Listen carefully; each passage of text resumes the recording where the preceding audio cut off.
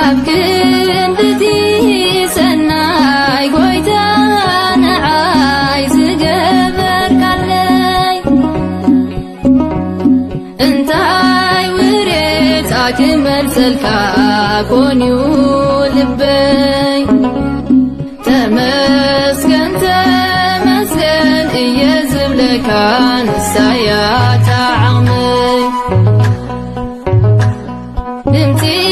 ምህለላይ ተሰሚዑ ሓዊፈ ውላደይ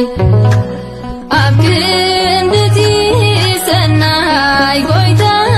ንዓይ ዝገበርካለይ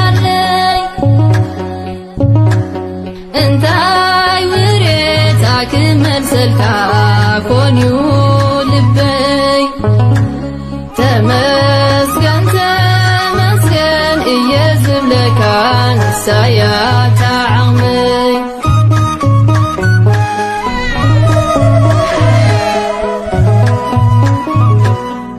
ብየማን ፀጋም ክኽበብ ሳዕሪ መከራ ክረክብ ኣዒንተይ ንብዓት ከንጀርብብ ገፀይ ብንብዓት ፍጹም ክሕፀብ መንዶ ነይሩዩ ብዘይካኻ ጎይታይ ዝሓገዘኒ ብዘይካ ማርያም ጽዮን ኣደይ ፀግዒ ዝኾነኒ ድምፂ ምህለላይ ተሰሚዑ ሓዊፈ ውላደይ ኣብ ክንድቲ ሰናይ ጎይታ ንዓይ ዝገበርካለይ እንታይ ውሬታ ክመልሰልካ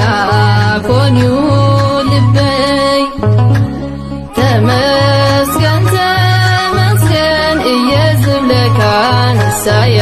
ተዓቕመይ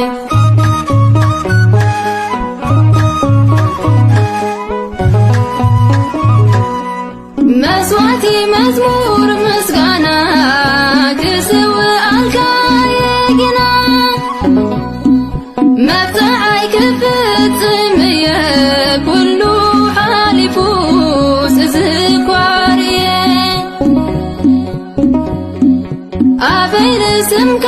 ክውድስ ክብል ሃሌሉያ ተመስገን ተመስገን እየ ዝብለካ ዓቕመይሲ ንሳያ ድምፂ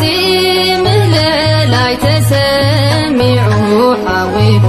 ውላደይ ኣብ ክንድቲ ሰናይ ጎይታ ንዓይ ዝገበርካለይ እንታይ ውሬታ ክመልሰልካ ኮንዩ ልበይ ተመስገን ተመስገን እየ ዝብለካ ንሳያ ተዓቕመይ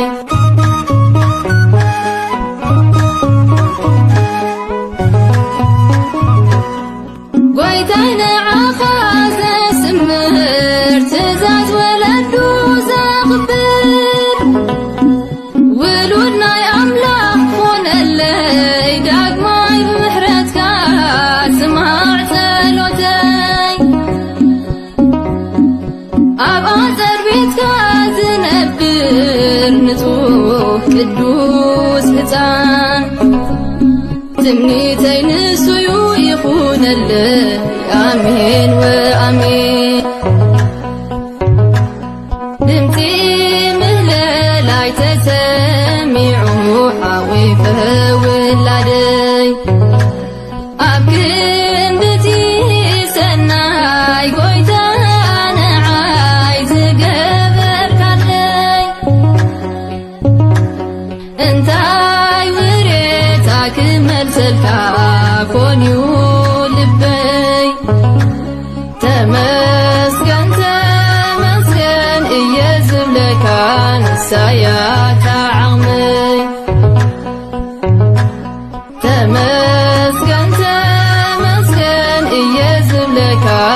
መሳያ